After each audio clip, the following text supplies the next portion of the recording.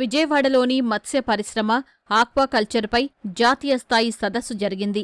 భారత పరిశ్రమల సమాఖ్య సిఐఐ, ఫేజ్ సహకారంతో జరిగిన సమావేశంలో మత్స్య పరిశ్రమలో స్థిరమైన వృద్ధి, పోటీతత్వాన్ని పెంపొందించడంపై సమగ్రంగా చర్చించారు. చేపలు, రొయ్యల చెరువుల్లో వైరస్ల వల్ల పంట నష్టం జరగకుండా నిరోధించేందుకు బయోఫ్లాక్ నర్సరీల ఏర్పాటు కోసం ఆంధ్ర రాష్ట్ర ప్రభుత్వం ప్రోత్సాహకాలు ఇస్తున్నట్లు రాష్ట్ర మత్స్యశాఖ కమిషనర్ రామశంకర్ నాయక్ తెలిపారు.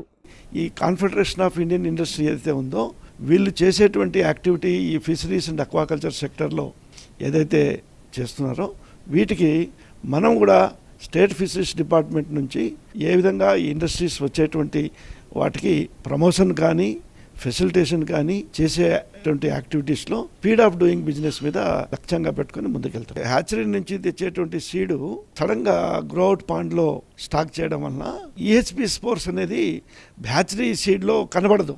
మనం టెస్టింగ్ చేసినా కూడా దొరకదు, ఎటువంటి మైక్రోస్కోప్లో పెట్టినా కూడా. సో బయోఫ్లాక్ నర్సరీలో 21 days మనం హోల్డ్ చేయడం వలన కంప్లీట్ సెక్యూర్డ్ అట్మాస్ఫియర్, బయోసెక్యూర్ అట్మాస్ఫియర్లో దాన్ని కల్చర్ చేయడం వలన మనకు ఏదైనా ఆ ప్రాబ్లం ఉంటే అక్కడ నోటీస్ అవుతుంది.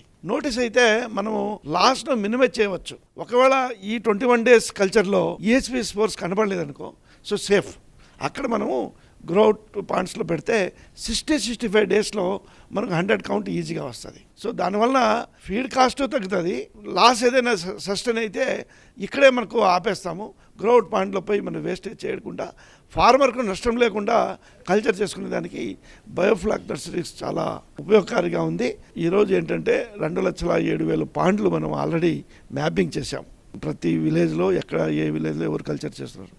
వీటిలో deep tech IoT devices like పాండ్లో డిఓ ఎంత ఉంది, మరి పిహెచ్ ఎంత ఉంది, అమోనియా ఏమైనా ఉందా, నైట్రైట్ ఏమైనా ఉందా, ఇవన్నీ మెజర్ చేసేదానికి లాట్ ఆఫ్ సెన్సర్స్ వచ్చాయి.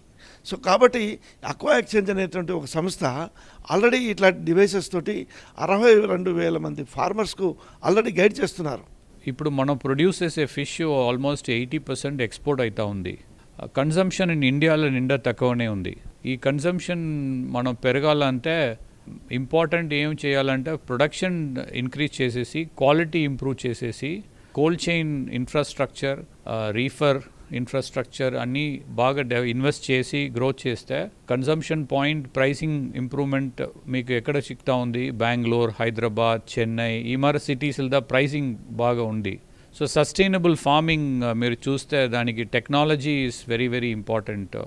సో ఈ ట్రేసబిలిటీకి digital exchange important, digital transparency important. So ఈ మరి టెక్నాలజీ అప్లై చేసేప్పుడు ఎంటైర్ కోల్డ్ చైన్లో ఏం టెంపరేచర్లో ఫిష్ వచ్చే ఐడియా మనకు తెలుస్తూ ఉంది. సో మీరు ఇదే ప్రైసింగ్ పవర్ ఇంప్రూవ్ అవుతూ ఉంది. Consumer is willing to pay more for very good quality of fish actually. So market in India is big, opportunities are big. Government is very keen to grow the sector. సెమినార్లో మేము competitiveness ఎట్టా improve చేసేది, sustainability ఎట్టా improve చేసేది, farming and value addition ఎట్టా improve చేసేది. So ఈ 3 టాపిక్లా ఈడ డిస్కషన్ నడుస్తూ ఉంది.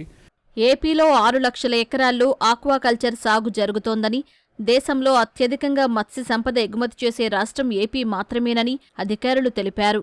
దేశం నుంచి విదేశాలకయ్యే ఎగుమతుల్లో 30% ఏపీ రాష్ట్రం నుంచే జరుగుతోందని, విజన్ 2047లో భాగంగా దీన్ని మరింత పెంచేలా చర్యలు తీసుకుంటున్నట్లు తెలిపారు.